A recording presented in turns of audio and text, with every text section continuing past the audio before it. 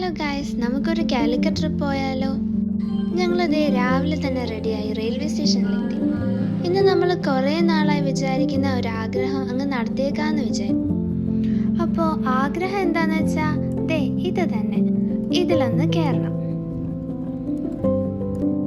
അപ്പോൾ നമ്മുടെ വന്ദേ ഭാരത് എക്സ്പ്രസ്സിലായിരുന്നു നമ്മുടെ കാലിക്കറ്റ് ട്രിപ്പ്. ശരിക്കും പറഞ്ഞാൽ this part was really amazing. Train യാത്രകളിൽ എനിക്ക് മോസ്റ്റ് കംഫർട്ടബിൾ ആയി തോന്നിയ ഒരു ജേർണി ആയിരുന്നു ഇത്. അങ്ങനെ 6 മണിക്കൂർ എടുക്കേണ്ട ഒരു നീണ്ട യാത്ര വെറും 3.5 hours കൊണ്ട് നമ്മൾ കോഴിക്കോടെത്തി. ഇവിടെ എത്തി നമ്മൾ നേരെ പോയത് നമ്മുടെ ഹോട്ടലിലേക്കായിരുന്നു. പിന്നെ നമുക്ക് നല്ല വിശന്ന് തുടങ്ങിയായിരുന്നു. സോ നമ്മൾ നേരെ ഹോട്ടൽ പാരഗണിലേക്ക് പോയി. ഇവിടെ നല്ല തിരക്കായതുകൊണ്ട് തന്നെ നമ്മൾ ആ ഡെസ്റ്റിനേഷൻ വിട്ടിട്ട് നമ്മൾ ഹോട്ടൽ റഹ്മത്തിലേക്ക് വന്നു. ആൻഡ് ഇവിടുത്തെ biryani was so delicious. And ഇവിടെ വന്നു കഴിഞ്ഞാൽ ഇത് മസ്റ്റ് ട്രൈ എന്ന് തന്നെ പറയാം.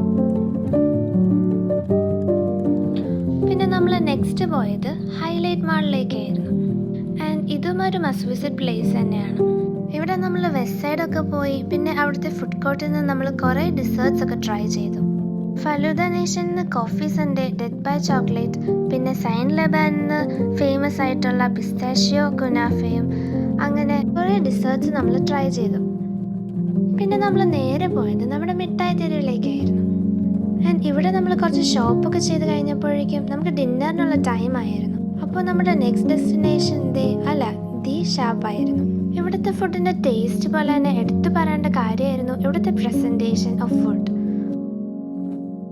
ആൻഡ് കാലിക്കറ്റ് പോയ ഈ പ്ലേസും നിങ്ങൾ ആരും വിസിറ്റ് ചെയ്യാൻ മറക്കരുത്.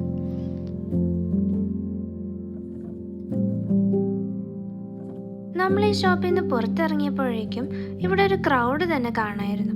പിന്നെ സൂക്ഷിച്ച് നോക്കിയപ്പോഴാണ് മനസ്സിലായത് പെറ്റ് ഡിറ്റക്റ്റീവ് എന്ന് പറയുന്ന മലയാളം മൂവിയുടെ പ്രൊമോഷനാണെന്ന്.